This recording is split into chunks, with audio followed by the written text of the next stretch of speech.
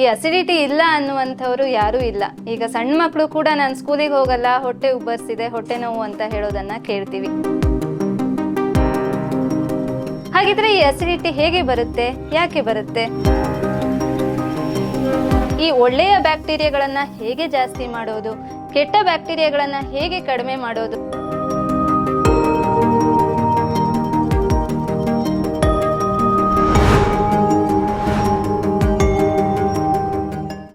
Life ಎಟ್ ನೇಚರ್ನ happy ಸೋಲ್ಸ್ಗೆ ನಮಸ್ಕಾರ. ತುಂಬಾ ಮುಖ್ಯವಾಗಿ ಕಾಣುವಂತಹ ಪ್ರತಿದಿನದ ಸಿಂಪ್ಟಮ್ಗಳಲ್ಲಿ ಅಸಿಡಿಟಿ ಕೂಡ ಒಂದು. ಈ ಅಸಿಡಿಟಿ ಇಲ್ಲ ಅನ್ನುವಂಥವ್ರು ಯಾರೂ ಇಲ್ಲ. ಈಗ ಸಣ್ಣ ಮಕ್ಕಳು ಕೂಡ ನಾನು ಸ್ಕೂಲಿಗೆ ಹೋಗಲ್ಲ, ಹೊಟ್ಟೆ ಉಬ್ಬರಿಸಿದೆ, ಹೊಟ್ಟೆ ನೋವು ಅಂತ ಹೇಳೋದನ್ನ ಕೇಳ್ತೀವಿ. ಮನೆಯಲ್ಲಿ ಎಲ್ರಿಗೂ ಕೂಡ ಅಸಿಡಿಟಿ ತೊಂದರೆ ಈಗ ಕಾಣಿಸ್ತಾ ಇದೆ. ಹಾಗಿದ್ರೆ ಈ ಅಸಿಡಿಟಿ ಹೇಗೆ ಬರುತ್ತೆ, ಯಾಕೆ ಬರುತ್ತೆ? ಈ ಅಸಿಡಿಟಿ ಅನ್ನುವಂಥದ್ದು ಈ ಹೊಟ್ಟೆಯಲ್ಲಿ ಇರುವಂತಹ ಆಸಿಡ್ ಏನ್ ಮಾಡುತ್ತೆ, ಅಥವಾ ಜಠರಾಗ್ನಿ ಅಂತ ಏನ್ ಹೇಳ್ತೀವಿ, ನಾವು ತಿಂದಿರುವಂತ ಆಹಾರವನ್ನ ಪಚನ ಮಾಡೋದಕ್ಕೆ ಸಹಾಯ ಮಾಡುತ್ತೆ. ಏನಿರುತ್ತೆ ಈ ಆಸಿಡ್ ಅಲ್ಲಿ ಅಥವಾ ಹೊಟ್ಟೆಯಲ್ಲಿ ಅಂತ ಹೇಳಿದ್ರೆ, ನಮ್ಮ ದೇಹದಲ್ಲಿ ಒಳ್ಳೆಯ ಬ್ಯಾಕ್ಟೀರಿಯಾಗಳು ಮತ್ತು ಕೆಟ್ಟ ಬ್ಯಾಕ್ಟೀರಿಯಾ ಅಥವಾ ಬ್ಯಾಡ್ ಬ್ಯಾಕ್ಟೀರಿಯಾಗಳು ಎರಡೂ ಕೂಡ ಇರುತ್ತೆ.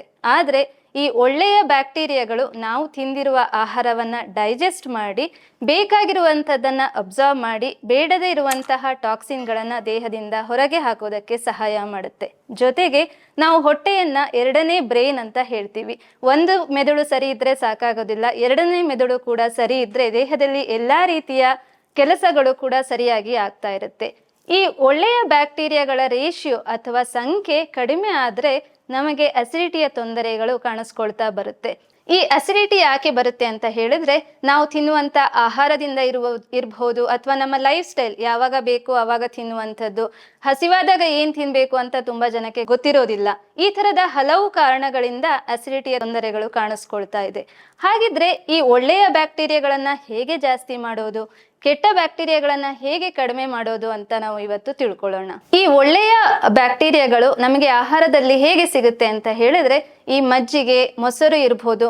ತುಂಬಾ ಜನ ನಾನು ಹೇಳೋದನ್ನ ಕೇಳಿದ್ದೀನಿ, ನಾನು ಮೊಸರು ತಿನ್ನೋದಿಲ್ಲ, ಮಜ್ಜಿಗೆ ತಿನ್ನೋದಿಲ್ಲ, ಶೀತ ಆಗುತ್ತೆ, ಥಂಡಿ ಆಗುತ್ತೆ, ಅಥವಾ ಅದ್ರ ವಾಸನೆ ಆಗೋದಿಲ್ಲ ನನಗೆ ಅಂತ ಹೇಳ್ತಾರೆ. ಆದ್ರೆ ಈ ಮಜ್ಜಿಗೆ ಮತ್ತು ಮೊಸರನ್ನ ಉಪಯೋಗಿಸೋದ್ರಿಂದ ಹೊಟ್ಟೆಯಲ್ಲಿ ಜಾಸ್ತಿ ಉತ್ಪತ್ತಿ ಆಗ್ತಾ ಇರುವಂತ ಆಸಿಡ್ ಅನ್ನ ಕಡಿಮೆ ಮಾಡೋದಕ್ಕೆ ಸಹಾಯ ಮಾಡುತ್ತೆ. ಹಾಗೆ ಇದರಲ್ಲಿ ಇರುವಂತಹ ಒಳ್ಳೆ ಬ್ಯಾಕ್ಟೀರಿಯಾಗಳು ನಮ್ಮ ಡೈಜೆಷನ್ ಅನ್ನ ಇಂಪ್ರೂವ್ ಮಾಡುತ್ತೆ. ಹಾಗೆ ತುಂಬಾ ಜನ ಉಪ್ಪಿನಕಾಯಿ ತಿನ್ನೋದಕ್ಕೆ ಹೆದರುತ್ತಾರೆ, ಉಪ್ಪಿನಕಾಯಿ ತಿಂದ್ರೆ ಅಸಿಡಿಟಿ ಆಗುತ್ತೆ ಅಂತ. ಆದ್ರೆ ತುಂಬಾ ಮೊದಲಿನ ಪದ್ಧತಿಯನ್ನ ಉಪಯೋಗಿಸಿಕೊಂಡು ಮಾಡಿರುವಂತ ಉಪ್ಪಿನಕಾಯಿ ನಮ್ಮ ದೇಹದಲ್ಲಿ ಒಳ್ಳೆಯ ಬ್ಯಾಕ್ಟೀರಿಯಾಗಳನ್ನ ಜಾಸ್ತಿ ಮಾಡೋದಕ್ಕೆ ಸಹಾಯ ಮಾಡುತ್ತೆ. ಅದರಿಂದ ಉಪ್ಪಿನಕಾಯಿ ಅಥವಾ ಫರ್ಮೆಂಟೆಡ್ ಫುಡ್ಸ್ ಅಂತ ಹೇಳ್ತೀವಿ. ಈ ಕೆಲವು ರೀಜನ್ಗಳಲ್ಲಿ ಒಂದು ಅಭ್ಯಾಸ ಇದೆ, ಹಿಂದಿನ ದಿವಸ ಮಾಡಿರುವಂತ ಅನ್ನ ಅಥವಾ ಗಂಜಿಯನ್ನ ಬೆಳಗ್ಗೆ ಎದ್ದ ತಕ್ಷಣ ತಿನ್ನುವಂಥದ್ದು ಫರ್ಮೆಂಟೆಡ್ ಗಂಜಿ ಅಂತ ಹೇಳ್ತೀವಿ ನಾವು, ಅಥವಾ ಹುಳಿ ಬರಿಸಿರುವಂತಹ ಅನ್ನ. ರಾತ್ರಿ ಅನ್ನವನ್ನ ಮಾಡಿಟ್ಟು ಬೆಳಗ್ಗೆ ಖಾಲಿ ಹೊಟ್ಟೆಯಲ್ಲಿ ಸ್ವಲ್ಪ ಮಜ್ಜಿಗೆ ಅಥವಾ ಮೊಸರನ್ನ ಹಾಕಿ ತಿನ್ನೋದ್ರಿಂದ ಕೂಡ ಈ ಅಸಿಡಿಟಿಯ ತೊಂದರೆಯನ್ನ ನೈಸರ್ಗಿಕವಾಗಿ ಕಡಿಮೆ ಮಾಡ್ಕೊಳ್ಬಹುದು. ಈಗ ತುಂಬಾ ಜನ ಹೇಳ್ತಾರೆ, ನಾವು ಸಿಟಿಯಲ್ಲಿ ಇರುವಂತವ್ರು, ನಮ್ಗೆ ಸಸ್ಯಗಳಿಂದ ಸಿಗುವಂತಹ ಒಳ್ಳೆಯ ಅಂಶಗಳು ಸಿಗೋದಿಲ್ಲ, ಅಥವಾ ನಮ್ಗೆ ಆರ್ಗ್ಯಾನಿಕ್ ಫುಡ್ ಸಿಗೋದು ಕಷ್ಟ ಆಗ್ಬೋದು, ಅಥವಾ ಆರ್ಗ್ಯಾನಿಕ್ ಅಂತ ಸಿಗೋದು ಎಷ್ಟು ಒಳ್ಳೆಯದು ಗೊತ್ತಿಲ್ಲ, ನಮ್ಗೆ ಸಿಗುವಂತಹ ಫುಡ್ ನಮ್ಮ ಅಸಿಡಿಟಿ ಜಾಸ್ತಿ ಮಾಡ್ತಾ ಇರ್ಬೋದು. ಹಾಗಿದ್ರೆ ಹೇಗೆ ಅಸಿಡಿಟಿಯನ್ನ ಕಡಿಮೆ ಮಾಡೋದು? ಈಗ ತುಂಬಾ ಜನ, ಇನ್ನೂ ಕೆಲವ್ರು ಏನ್ ಹೇಳ್ತಾರೆ ಅಂದ್ರೆ, 50-60 ವರ್ಷ ಆದವರು, ಇಷ್ಟು ವರ್ಷ ನಮ್ಮ ಲೈಫ್ ಸ್ಟೈಲ್ ತುಂಬಾ ಚೆನ್ನಾಗಿತ್ತು, ನಮ್ಗೆ ಯಾಕೆ ಅಸಿಡಿಟಿ ಬರ್ತಾ ಇದೆ, ನಾವು ಒಳ್ಳೆ ಆಹಾರವನ್ನ ತಿಂತಾ ಇದ್ವಿ, ಯಾಕೆ ಅಸಿಡಿಟಿಯ ತೊಂದರೆ ಈಗ ಬರ್ತಾ ಇದೆ? ನಮ್ಮ ದೇಹದಲ್ಲಿ ಕೆಟ್ಟ ಬ್ಯಾಕ್ಟೀರಿಯಾ ಜಾಸ್ತಿ ಆಗೋದಲ್ಲದೆ ಅದರ ಸೈಡ್ ಎಫೆಕ್ಟ್ಸ್ ಆಗಿ ಇನ್ಫೆಕ್ಷನ್ಗಳು ಕೂಡ ಶುರು ಆಗಿರುತ್ತೆ. ಅದನ್ನ ಹೊಡೆದೋಡ್ಸೋದಕ್ಕೆ ನೀವು ಬರೀ ಆಹಾರ ಪದ್ಧತಿಯನ್ನ ಸರಿ ಮಾಡಿದ್ರೆ ಸಾಕಾಗೋದಿಲ್ಲ, ಅಥವಾ ಬರೀ ಆರ್ಗ್ಯಾನಿಕ್ ಫುಡ್ ಅನ್ನ ತಗೊಂಡ್ರೆ ಸಾಕಾಗೋದಿಲ್ಲ, ಅಥವಾ ಏನೋ ಒಂದು ಸಸ್ಯಗಳು ಜ್ಯೂಸ್ ಮಾಡ್ಕೊಂಡು ಕುಡಿತೀರಾ ಅಂದ್ರೆ ಅದು ಇನ್ಫೆಕ್ಷನ್ ಅನ್ನ ಅಥವಾ ಈ ಕೆಟ್ಟ ಬ್ಯಾಕ್ಟೀರಿಯಾಗಳನ್ನ ಕಡಿಮೆ ಮಾಡೋದಕ್ಕೆ ಸಾಕಾಗೋದಿಲ್ಲ. ನೀವು ಕಾನ್ಸಂಟ್ರೇಟೆಡ್ ಮೂಲಕನೇ ಅದನ್ನ ಕಡಿಮೆ ಮಾಡ್ಕೋಬೇಕು. ಆ ಥರದ ಔಷಧಿಗಳನ್ನ ನಾವು ನ್ಯಾಚುರಲ್ ಆಗಿ ಮಾಡಿದೀವಿ. ಅದರಲ್ಲಿ ಮೊದಲನೆಯ ಪ್ರಾಡಕ್ಟ್ ಅಂತ ಹೇಳಿದ್ರೆ ಗ್ಯಾಸ್ಟ್ರೋ ಎಕ್ಸ್. ಈ ಗ್ಯಾಸ್ಟ್ರೋ ಎಕ್ಸ್ ಅನ್ನುವಂಥದ್ದು ಹೆಸರೇ ಹೇಳೋ ಹಾಗೆ ಗ್ಯಾಸ್ಟ್ರೋ, ಹೊಟ್ಟೆಗೆ ಬೇಕಾಗಿರುವಂತಹ ಹರ್ಬ್ ಅಥವಾ ಸಸ್ಯದಿಂದ ಮಾಡಿರುವಂತಹ ಪ್ರಾಡಕ್ಟ್. ಈಗ ನಾನು ಹೇಳಿದೆ, ಹೊಟ್ಟೆಯಲ್ಲಿ ಬ್ಯಾಡ್ ಬ್ಯಾಕ್ಟೀರಿಯಾ ಜಾಸ್ತಿ ಆಗುತ್ತೆ ಅಂತ. ಅದರಲ್ಲಿ ಒಂದು ಹೆಚ್ ಪೈಲೋರಿ ಅನ್ನುವಂಥದ್ದು. ಈ ಹೆಚ್ ಪೈಲೋರಿ ಅನ್ನುವಂತಹ ಬ್ಯಾಕ್ಟೀರಿಯಾ ಜಾಸ್ತಿ ಆದರೆ ನೀವು ಎಷ್ಟೇ ಒಳ್ಳೆಯ ಆಹಾರ ತಿಂತಾ ಇದ್ರೂ ಕೂಡ, ಎಷ್ಟೇ ಒಳ್ಳೆಯ ಲೈಫ್ ಸ್ಟೈಲ್ ಅನ್ನ ಮೇಂಟೈನ್ ಮಾಡ್ತಾ ಇದ್ರೂ ಕೂಡ ನಿಮ್ಮ ಹೊಟ್ಟೆಯ ಆರೋಗ್ಯ ಚೆನ್ನಾಗಿರೋದಿಲ್ಲ. ಈ ಪ್ರಾಡಕ್ಟ್ ಅಲ್ಲಿ ಇರುವಂತಹ ಹರ್ಬ್ಸ್ ಗಳಾದ ಮೆಂತೆ ಇರ್ಬೋದು, ಫೆನಲ್ ಸೀಡ್ಸ್ ಇರ್ಬೋದು, ಜ್ಯೇಷ್ಠ ಮಧು ಇರ್ಬೋದು, ಇದು ಹೆಚ್ ಪೈಲೋರಿಯನ್ನ ದೇಹದಿಂದ ಹೊಡೆದೋಡಿಸೋದಕ್ಕೆ ಸಹಾಯ ಮಾಡುತ್ತೆ. ಹೆಚ್ ಪೈಲೋರಿಯಾ ಇನ್ಫೆಕ್ಷನ್ ಕಡಿಮೆ ಆದ್ರೆ ಮಾತ್ರ ನಂತರ ನೀವು ನಿಮ್ಮ ಆಹಾರ ಪದ್ಧತಿ ಇರ್ಬೋದು, ಲೈಫ್ ಸ್ಟೈಲ್ಗಳಿಂದ ನಿಮ್ಮ ಅಸಿಡಿಟಿಯನ್ನ ಕಂಟ್ರೋಲ್ ಅಲ್ಲಿ ತರಬಹುದು. ಅದರಿಂದ ಈ ಗ್ಯಾಸ್ಟ್ರೋ ಎಕ್ಸ್ ಅನ್ನುವಂಥದ್ದು ಹೊಟ್ಟೆಯ ಆರೋಗ್ಯಕ್ಕೆ ಮತ್ತು ಇನ್ಫೆಕ್ಷನ್ಗೆ ರಾಮಬಾಣವಾಗಿದೆ. ಎರಡನೆಯ ಪ್ರಾಡಕ್ಟ್ ಬಂದು ಪ್ರೋಬಯೋಟಿಕ್ ಎಕ್ಸ್. ಈಗ ನೀವು ತುಂಬಾ ಇನ್ಸ್ಟಾಗ್ರಾಮ್ ಅಲ್ಲಿ, ಫೇಸ್ಬುಕ್ ಅಲ್ಲಿ ತುಂಬಾ ಜನ ಹೆಲ್ತ್ ಇನ್ಫ್ಲೂಯೆನ್ಸರ್ಸ್ ಹೇಳಿರೋದನ್ನ ಕೇಳಿರ್ಬೋದು, ಪ್ರೀಬಯೋಟಿಕ್, ಪ್ರೋಬಯೋಟಿಕ್ ಅಂತ ಹೇಳಿ. ಏನಪ್ಪ ಈ ಪ್ರೋಬಯೋಟಿಕ್ ಅಂತ ಹೇಳಿದ್ರೆ, ನಮ್ಮ ದೇಹ ಯಾವಾಗ ಒಳ್ಳೆಯ ಬ್ಯಾಕ್ಟೀರಿಯಾಗಳನ್ನ ಪ್ರೊಡ್ಯೂಸ್ ಮಾಡೋದಕ್ಕೆ ಶಕ್ತವಾಗಿರೋದಿಲ್ಲ, ಆಗ ಹೊರಗಡೆಯಿಂದ ನೀವು ಅದೇ ಬ್ಯಾಕ್ಟೀರಿಯಾಗಳನ್ನ ತಗೊಳ್ಬೇಕಾಗತ್ತೆ. ಅದರಲ್ಲಿ ಈ ಪ್ರೋಬಯೋಟಿಕ್ಸ್ ಎಕ್ಸ್ ಅನ್ನುವಂಥದ್ದು 15 ಲೈವ್ ಬ್ಯಾಕ್ಟೀರಿಯಾಗಳನ್ನ ಹೊಂದಿದೆ. ಈ ಬ್ಯಾಕ್ಟೀರಿಯಾಗಳನ್ನ ನೀವು ಕ್ಯಾಪ್ಸೂಲ್ ಮೂಲಕ ತಗೊಂಡಾಗ ಏನಾಗುತ್ತೆ, ನಿಮ್ಮ ಹೊಟ್ಟೆಯಲ್ಲಿ ಯಾವುದೇ ರೀತಿಯ ಹೈಪರ್ ಅಸಿಡಿಟಿ ಅಥವಾ ಆಸಿಡ್ ಸೆಕ್ರೇಷನ್ ಜಾಸ್ತಿ ಇದ್ದರೆ ಅದನ್ನ ಕಡಿಮೆ ಮಾಡೋದಕ್ಕೆ ಸಹಾಯ ಮಾಡುತ್ತೆ. ಹಾಗೆ ನೀವು ತಿಂದಿರುವಂತ ಆಹಾರ ಉತ್ತಮ ರೀತಿಯಲ್ಲಿ ಡೈಜೆಷನ್ ಆಗೋದಕ್ಕೆ ಈ ಪ್ರೋಬಯೋಟಿಕ್ ಎಕ್ಸ್ ಸಹಾಯ ಮಾಡುತ್ತೆ. ಮೂರನೆಯದಾಗಿ HVA ನ್ಯಾಚುರಲ್ ಎಕ್ಸ್. ಏನಪ್ಪಾ ಇದು HVA ಅಂತ ಹೇಳಿದ್ರೆ, ಈಗ ತುಂಬಾ ಜನಕ್ಕೆ ಈ ಮಳೆಗಾಲ ಶುರು ಆದಾಗ ಇರ್ಬೋದು, ಬೇಸಿಗೆಯಲ್ಲಿ ನೀರು ಹೆಚ್ಚು ಕಮ್ಮಿ ಆದ್ರೆ, ಹೊಟ್ಟೆಯಲ್ಲಿ ಏನೋ ಫುಡ್ ಪಾಯ್ಸನ್ ಆಯಿತು ಅಥವಾ ಫೀವರ್ ಬಂತು, ವೈರಲ್ ಫೀವರ್ ಅಥವಾ ಯಾವುದೇ ರೀತಿಯ ಕಾಯಿಲೆಗಳ ನಂತರ ಅವ್ರು ತಿಂದಿರುವಂಥದ್ದು ಡೈಜೆಸ್ಟ್ ಆಗ್ತಾ ಇರೋದಿಲ್ಲ. ಈಗಷ್ಟೇ ನನಗೆ ಜಾಂಡೀಸ್ ಆಗಿದೆ, ನಾನು ಏನೇ ತಿಂದರೂ ಕೂಡ ಹೊಟ್ಟೆ ಒಂಥರ ಉಬ್ಬರಿಸ್ದಾಗಿರುತ್ತೆ ಅಥವಾ ಕಾನ್ಸ್ಟಿಪೇಷನ್ ಆಗಿದೆ ಅಂತ ಹೇಳೋದನ್ನ ಕೇಳಿರ್ತೀವಿ.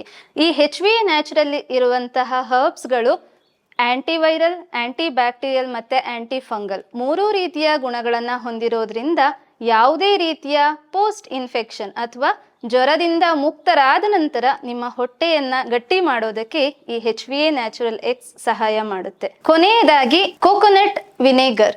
ಈಗ ಕೋಕೋನಟ್ ಆಯಿಲ್ ಅಥವಾ ಕೊಬ್ಬರಿ ಎಣ್ಣೆ ತುಂಬಾ ಒಳ್ಳೆಯದು ಅಂತ ಎಲ್ರಿಗೂ ಗೊತ್ತು. ಆದ್ರೆ ಕೊಬ್ಬರಿ ಎಣ್ಣೆಯನ್ನ ಆಹಾರದಲ್ಲಿ ಬಳಕೆ ಮಾಡೋದಕ್ಕೆ ತುಂಬಾ ಜನ ಹೆದರ್ಕೊಳ್ತಾರೆ, ಮತ್ತೆ ಅದರ ವಾಸನೆ ಆಗೋದಿಲ್ಲ ಅಥವಾ ನಮ್ಗೆ ಅಭ್ಯಾಸ ಇಲ್ಲ ಅಂತ ಹೇಳ್ತಾರೆ. ಆದ್ರೆ ಇದು ಫರ್ಮೆಂಟೆಡ್ ಕೋಕೋನಟ್ ಅಥವಾ ಹುಳಿ ಬರಿಸಿರುವಂತಹ ಕೋಕೋನಟ್ ವಿನೆಗರ್. ಇದೇನ್ ಮಾಡುತ್ತೆ ಅಂದ್ರೆ, ನಾವು ಮೊದಲಿನ ಪ್ರಾಡಕ್ಟ್ಸ್ ಹೇಳಿದ್ವಿ, ನಾವು ಬ್ಯಾಕ್ಟೀರಿಯಾಗಳನ್ನ ಕ್ಯಾಪ್ಸೂಲ್ ಫಾರ್ಮ್ ಅಲ್ಲಿ ತಗೊಳ್ತೀವಿ. ಇದನ್ನ ನೀವು ತಗೊಂಡ ನಂತರ ನಿಮ್ಮ ಹೊಟ್ಟೆನೇ ಬ್ಯಾಕ್ಟೀರಿಯಾಗಳನ್ನ ಉತ್ಪತ್ತಿ ಮಾಡೋದಕ್ಕೆ ಈ ಕೋಕೋನಟ್ ವಿನೆಗರ್ ಸಹಾಯ ಮಾಡುತ್ತೆ. ಹಾಗೆ ನಮ್ಮ ದೇಹದಲ್ಲಿರುವಂತಹ ಟಾಕ್ಸಿನ್ ಗಳನ್ನ ಹೊಡೆದೋಡಿಸೋದಕ್ಕೆ ಈ ಕೋಕೋನಟ್ ವಿನೆಗರ್ ಸಹಾಯ ಮಾಡುತ್ತೆ. ಜೊತೆಗೆ ಲಾಂಗ್ ಟರ್ಮ್ ಅಂದ್ರೆ ನೀವು 1 ವರ್ಷ ಆದ್ಮೇಲೆ ಮತ್ತೆ ಅಸಿಡಿಟಿ ಬರ್ದೇ ಇರೋ ತರ ಅಥವಾ ಮೇಂಟೈನ್ ಮಾಡೋದಕ್ಕೆ ಈ ಕೋಕೋನಟ್ ವಿನೆಗರ್ ಒಳ್ಳೆಯ ಬ್ಯಾಕ್ಟೀರಿಯಾಗಳನ್ನ ದೇಹದಲ್ಲಿ ಪ್ರೊಡ್ಯೂಸ್ ಮಾಡೋದಕ್ಕೆ ಸಹಾಯ ಮಾಡಿ ಅಸಿಡಿಟಿಯಿಂದ ನಿಮ್ಮನ್ನ ಮುಕ್ತವಾಗಿಸುತ್ತೆ. ಈಗ ತುಂಬಾ ಜನ ಕ್ಲೈಂಟ್ಸ್ ಕೇಳ್ತಾರೆ, ಇಷ್ಟೊಂದೆಲ್ಲ ತಗೊಳ್ಬೇಕಾ ನಾನು? ಅಲೋಪತಿಯವ್ರ ಹತ್ರ ಹೋದ್ರೆ 1 ಟ್ಯಾಬ್ಲೆಟ್ ಕೊಡ್ತಾರೆ, ನನ್ನ ಅಸಿಡಿಟಿ ಕಡಿಮೆ ಆಗುತ್ತೆ ಅಂತ. ಆದ್ರೆ ಆ ಟ್ಯಾಬ್ಲೆಟ್ ಏನ್ ಮಾಡುತ್ತೆ ಅಂತ ಹೇಳಿದ್ರೆ, ನಿಮ್ಮ ಹೊಟ್ಟೆಯನ್ನ ಸಪ್ರೆಸ್ ಮಾಡುತ್ತೆ. ಅಂದ್ರೆ ಆಸಿಡ್ ಅನ್ನ ಪ್ರೊಡ್ಯೂಸ್ ಮಾಡದೇ ಇರೋ ತರ ಸಪ್ರೆಸ್ ಮಾಡುತ್ತೆ. ಆದ್ರೆ ಈ ನೈಸರ್ಗಿಕ ದತ್ತವಾಗಿ ಸಿಕ್ಕಿರುವಂತಹ 4 ಪ್ರಾಡಕ್ಟ್ಸ್ಗಳು, ಒಂದು ದೇಹದ ಅಸಿಡಿಟಿಯನ್ನ ಕಡಿಮೆ ಮಾಡುತ್ತೆ, ಎರಡನೇದು ಒಳ್ಳೆಯ ಬ್ಯಾಕ್ಟೀರಿಯಾಗಳನ್ನ ಉತ್ಪತ್ತಿ ಮಾಡೋದಕ್ಕೆ ಸಹಾಯ ಮಾಡುತ್ತೆ, ಮೂರನೆಯದಾಗಿ ನಿಮ್ಮ ಆಹಾರ ಪಚನವಾಗೋದಕ್ಕೆ ಕೂಡ ಸಹಾಯ ಮಾಡುತ್ತೆ. ಇದು 3 ಕೂಡ ಒಟ್ಟಿಗೆ ಆದಾಗ ಮಾತ್ರ ನಿಮ್ಮ ಅಸಿಡಿಟಿಯ ತೊಂದರೆ ಕಡಿಮೆ ಆಗುವಂಥದ್ದು ಮತ್ತು ಮುಂದೆ ಅಸಿಡಿಟಿ ಬರದೇ ಇರೋ ತರ ನೋಡ್ಕೊಳ್ಳುವಂಥದ್ದು. ಅದೇ ನೀವು ಆಂಟಾಸಿಡ್ ತಗೊಂಡ್ರೆ ಆ ಸಮಯಕ್ಕೆ ಮಾತ್ರ ನಿಮ್ಮ ಅಸಿಡಿಟಿ ಶಮನ ಆಗುತ್ತೆ ಹೊರತು ಇನ್ನೆಲ್ಲೋ ಒಂದು ಫಂಕ್ಷನಿಗೆ ಹೋಗ್ತೀರಾ, ಹೊರಗಡೆ ತಿಂತೀರಾ, ಮತ್ತೆ ಅಸಿಡಿಟಿ ಬರುವಂತಹ ಚಾನ್ಸಸ್ ಇರುತ್ತೆ. ಅಥವಾ ಸ್ವಲ್ಪ ಹುಳಿ ತಿಂತೀರಾ ಅಥವಾ ಖಾರ ತಿಂದಾಗ ನಿಮ್ಮ ಅಸಿಡಿಟಿ ವಾಪಸ್ ಬರ್ಬೋದು. ಆದರೆ ಈ ಮೆಡಿಸಿನ್ಗಳನ್ನ ಕಾಂಬಿನೇಷನ್ ಅಲ್ಲಿ ತಗೊಂಡಾಗ, ಜೊತೆಗೆ ನೀವು ನಿಮ್ಮ ಆಹಾರ ಪದ್ಧತಿಯನ್ನ ಮೇಂಟೈನ್ ಮಾಡಿದಾಗ, ನೀವು ಹುಳಿ ತಿಂದ್ರೂ ಅಸಿಡಿಟಿ ಆಗಲ್ಲ, ಖಾರ ತಿಂದ್ರೂ ಅಸಿಡಿಟಿ ಆಗಲ್ಲ, ನಿಮ್ಮ ಹೊಟ್ಟೆ ಸ್ಟ್ರಾಂಗ್ ಆಗಿರುತ್ತೆ. ಆದ್ರಿಂದ ಇದನ್ನ ಗಟ್ ಸ್ಟ್ರೆಂಥನಿಂಗ್ ಕಾಂಬಿನೇಷನ್ ಅಂತ ಹೇಳ್ತೀವಿ. ಅದರಿಂದ 4 ಕೂಡ ಒಟ್ಟಿಗೆ ತಗೊಂಡಾಗ ಹೊಟ್ಟೆ ಸ್ಟ್ರಾಂಗ್ ಆಗಿರುತ್ತೆ. ವೀಕ್ಷಕರೇ, ಯಾವುದೇ ಸೈಡ್ ಎಫೆಕ್ಟ್ಸ್ ಇಲ್ಲದೆ ಈ ಅಸಿಡಿಟಿಯನ್ನ ಕಡಿಮೆ ಮಾಡೋದು ಹೇಗೆ ಅಂತ ತಿಳ್ಕೊಂಡ್ರಲ್ಲ. ಇನ್ನೂ ಹೆಚ್ಚಿನ ಮಾಹಿತಿ ಬೇಕು ಅಂತ ಹೇಳಿದ್ರೆ, ಇಲ್ಲ ಈ ಪ್ರಾಡಕ್ಟ್ಸ್ಗಳನ್ನ ಪರ್ಚೇಸ್ ಮಾಡಬೇಕು ಅಂತ ಹೇಳಿದ್ರೆ, ಕೆಳಗಡೆ ಕೊಟ್ಟಿರುವಂತಹ ವೆಬ್ಸೈಟ್ ಇಂದ ಡೈರೆಕ್ಟ್ ಪರ್ಚೇಸ್ ಮಾಡಬಹುದು. ಇಲ್ಲ ಅಂತಂದ್ರೆ ವಾಟ್ಸಪ್ ನಂಬರ್ಗೆ ಕಾಲ್ ಮಾಡಿ ನಮ್ಮನ್ನ ಕಾಂಟ್ಯಾಕ್ಟ್ ಮಾಡಿ ಕನ್ಸಲ್ಟೇಷನ್ ತಗೊಂಡು ನಂತರ ನೀವು ಈ ಪ್ರಾಡಕ್ಟ್ಸ್ಗಳನ್ನ ಬಳಸಬಹುದು. ಧನ್ಯವಾದಗಳು.